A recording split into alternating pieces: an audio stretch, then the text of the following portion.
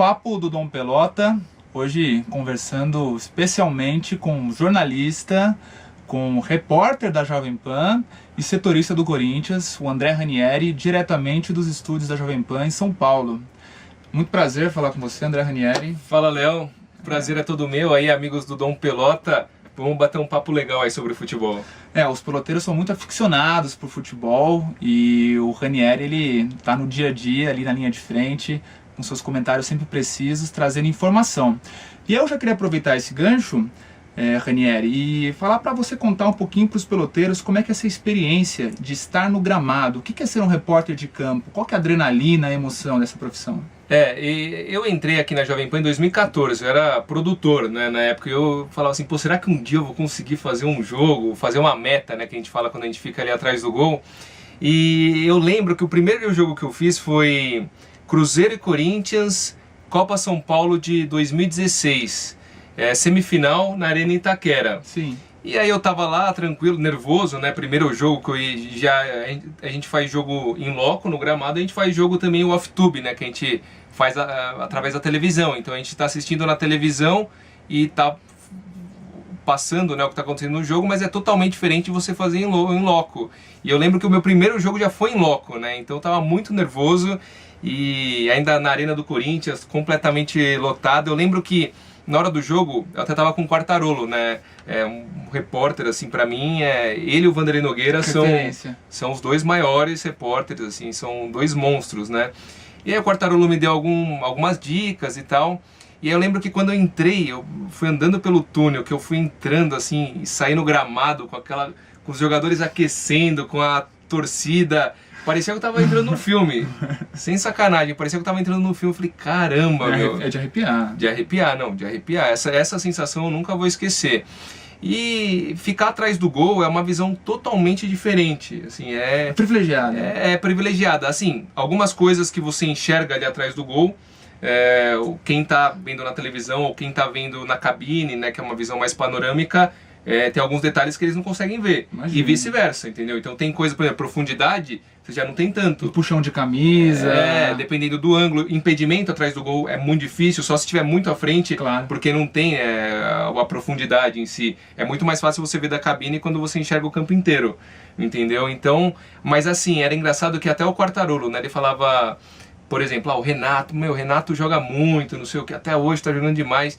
E aí você vendo pela televisão, você fala, pô, mas o Renato não tá jogando tudo isso, né? Aí quando você vê no gramado o Renato jogando, você totalmente diferente. Você fala, agora eu entendo o porquê que ele falava que o Renato era tão bom jogador, né? Tem detalhes que você pega, uma conversa do jogador. Tem alguma conversa assim que você já observou? Não conversa, um comentário, algo mais rápido que um goleiro, um zagueiro faz? Tem muito. Então, por exemplo, um contra-ataque do time, quase sai o gol. Aí você vê lá o Pablo com o Balbuena, ou às vezes puxando a orelha do Guilherme Arana, assim, não especificamente, mas sempre o goleiro orientando a zaga, às vezes eles meio que discutindo, mas não discutindo de briga, discutindo de, pô, vamos acertar aí pra dar certo, ou o jogador perdeu a bola lá na frente, aí o capitão vai lá e cobra o jogador, isso tem muito. Assim, por exemplo, foi pênalti, porque geralmente eles não sabem, né? A cabine já tem informação. Vocês sabem se foi algum pênalti, se tem alguma coisa que já chegou nesse aspecto? O goleiro geralmente ele pergunta bastante. Ele pergunta, na arena agora tem o tempo de jogo, mas pergunta muito o tempo de jogo. O Cássio, por exemplo, está na estádio do Corinthians, falta quanto? Ou às vezes você vê um lamentar ali do goleiro, pô, tá difícil. Você vê que ele às vezes falando sozinho, né? Mas você percebe, claro. Pô, hoje tá complicado, né? Pra não falar a palavra que na hora do gramado o jogador não é tão educado assim, até é compreensível, né? Uma vez no Morumbi, eu lembro que o Lugano aquecendo, ele perguntava bastante, foi pênalti, não foi? Tava impedido, não tava, né? Os jogadores que estavam aquecendo, então curiosidade de saber o que acontecia dentro do gramado. É interessante que o repórter ele tá passando informação pra audiência, né? Pros ouvintes, no caso ali da rádio, e ao mesmo tempo pro jogador, né? Você acaba fazendo esses dois lados. E por que não acaba participando também do que é esse jogo, né? Porque a informação chega nos ouvidos do jogador e ele vai ter um comportamento. Sem dúvida.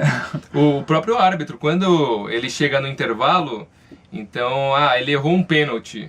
você pode ter certeza que no segundo tempo ele vai ficar com aquilo, com a pulga atrás da orelha. Talvez ele não queira compensar. Alguns eu acho que vão procurar compensar para ficar empatado ali, um erro para cada lado. Isso acontece. Mas mesmo que ele não queira compensar, ele vai ficar com aquilo atrás da orelha, o jogador vai ficar pressionando ele. Sem dúvida. Tem uma influência. Tem influência.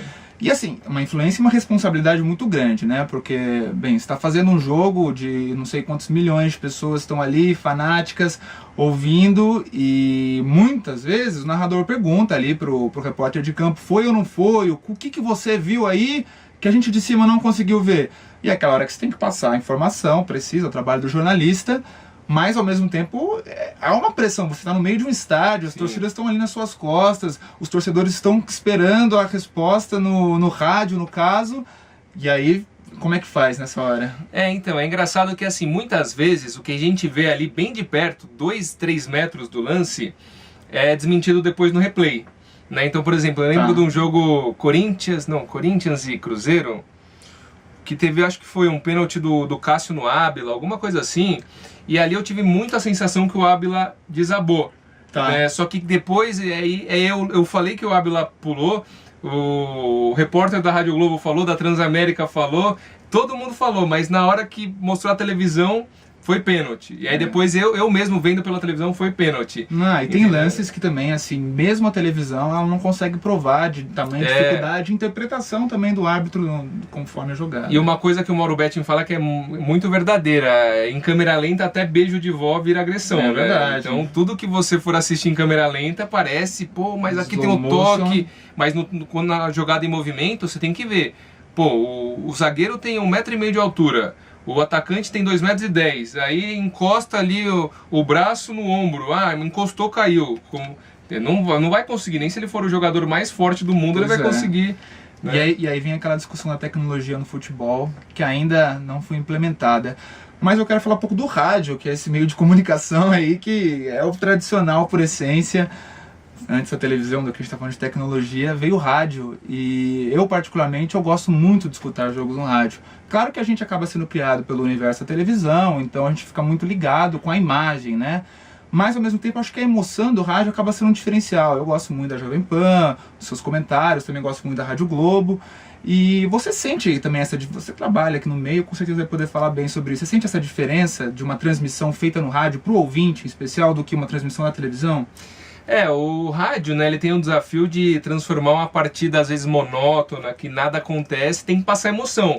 Porque você tem que segurar o ouvinte de alguma forma, né? Então é um mérito isso, o narrador do rádio. É claro que assim, são estilos diferentes. Então você pega, por exemplo, o Galvão Bueno, ele é um monstro, monstro como narrador. O Milton Leite, que era da Jovem Pan, né, que foi pro... Mas você vê que o estilo muda, porque tem a imagem, você tem outros...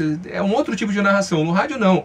É só o áudio. Então, o que o narrador consegue fazer no rádio é um negócio assim de outro planeta. A gente brinca que eles não são normais. São transcendentais. Porque você vê que eles estão, às vezes, prestando atenção em outras coisas, estão narrando lá e conseguem e não param de falar.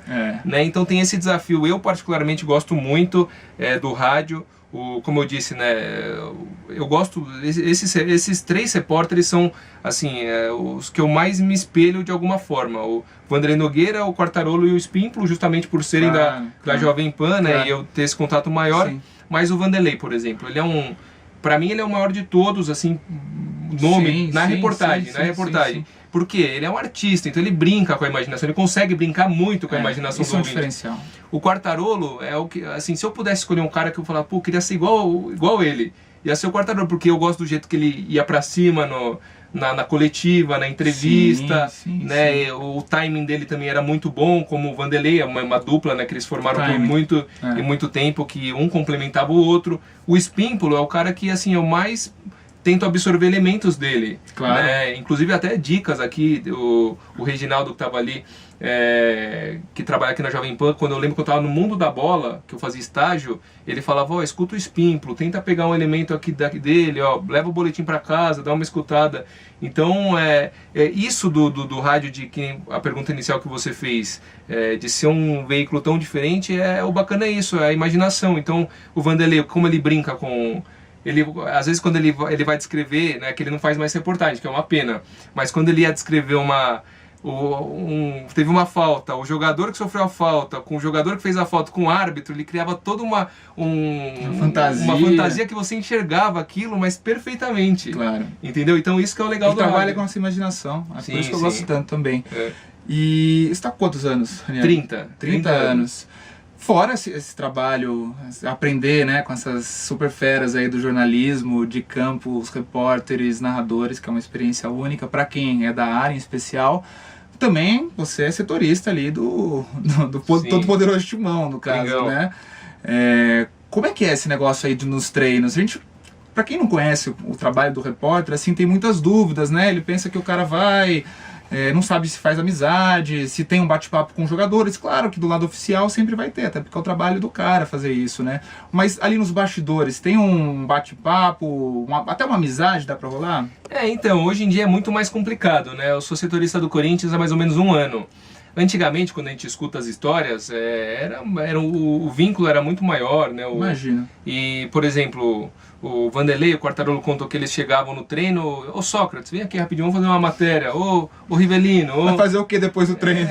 E aí fazia uma matéria, aí saía com muito mais facilidade. O Márcio Espímpolo, eu acho que ele foi ele é um pouquinho mais velho que eu, então, e ele já está mais tempo que eu também. Então ele pegou um pouco disso ainda, quando estava para acabar. Mas agora com a assessoria de imprensa é muito mais blindado. Sim. É muito mais difícil de você ter uma amizade com os jogadores, é muito mais profissional, assim, a relação ela é muito mais profissional. Né? Hoje em dia mudou bastante, assim, então é mais complicado. Mas por outro lado acaba essa distância toda, parece que meio que desumaniza, né? Não que isso seja 100%, há uma série de exceções e momentos também para isso, né? Mas parece que tira um pouco do encanto, né? Eu acho que não tinha que ser como antigamente. Antigamente, por exemplo, os jornalistas, acho que logo após a partida entravam no vestiário, né? Tinha aquelas fotos ali dos caras praticamente sem roupa. Sim, sim. É uma invasão de espaço, né? Mas por outro lado, hoje parece que ficou muito distante, muito controlado, muito administrado. Será que não faz uma falta isso? Então, é que assim, você tem que ver a questão cultural, né? Por exemplo, na NBA, até hoje, tem lá, os jogadores falam depois do jogo, falam no vestiário e falam na zona mista depois do vestiário. Sim. São 3 vezes e ainda tem esse negócio de dentro que você fala, pô, mas é uma coisa arcaica. Mas a NBA, que é um baita de espetáculo ainda. Sem dúvida. Aí você pega na Europa. Na Europa são 15 minutos, depois você não vê mais, coletiva, é muito pior que aqui. Né? O futebol, eu digo. Você pega na Europa, você só vê o aquecimento, né? 5 minutinhos de imagem. 15 minutinhos e depois área. Espera lá que vai ter coletiva do treinador. Entendeu? E aí nos jogos tem a zona mista e tudo mais. Só que no Brasil é diferente, culturalmente é diferente. Então, você fechar um treino no Brasil pode ser que prejudique. Você fala, pô, mas aliás, você deixar um treino aberto pode ser que de alguma forma prejudique. Uma jogada, um treinamento diferente que eu desenvolvi e tudo mais. Aí qualquer um pode chegar aqui e assistir o treino, ver minha jogada ensaiada e tudo mais. Então, só que é difícil você fechar também os treinos aqui, né? O próprio Rogério, ele fechava o treino, aí depois na coletiva ele falava assim, mas vocês têm que ver o trabalho que eu faço no dia a dia no treinamento, né? Quando falava assim, pô, mas São Paulo tá jogando muito mal.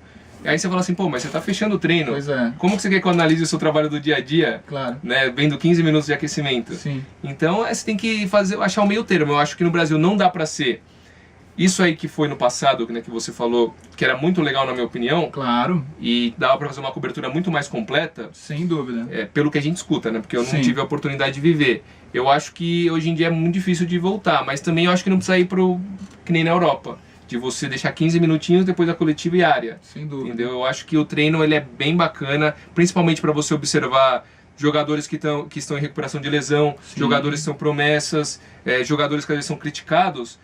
Muita gente fala, aquele jogador é mascarado. Aí você vai no dia a dia, você vê que não existe isso. Ou aquele jogador não se dedica no treino. Aí você vai no dia a dia, você percebe que ele se dedica. Uma das coisas que mais me chama a atenção nas discussões e nas resenhas do Dom Pelota é justamente isso. Tem muita gente que acaba colocando certos rótulos assim nos jogadores, de caráter em especial. Eu acho muito difícil a gente julgar esse tipo de coisa somente olhando as imagens, né?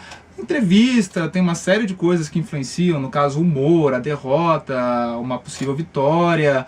E o Rogério mesmo, né, um cara que todo mundo assim acha ele como um cara difícil. Eu particularmente não sei. Você falou, estando mais próximo, assim, você acha que dá para dar uma quebrada nessas informações, nesses estereótipos assim que são colocados em determinados jogadores? Ah, sem dúvida. Eu já vi, por exemplo, no Corinthians, um exemplo que me vem à cabeça agora. Ah, o Léo Jabá é mascarado, não sei o que. Aí você vê no dia a dia, um moleque tranquilo, na dele, tímido até certo ponto. Pois é. E você vê que quando ele tem oportunidade, ele vai lá, se dedica, nos treinamentos se dedica. Aí você fala assim, mas como que o cara que nunca nem viu o Léo Jabá de perto, como que ele sabe que o cara é mascarado, Pois né? Pois é. Então é um dos exemplos, e tem outros, né? Você pega o Moisés.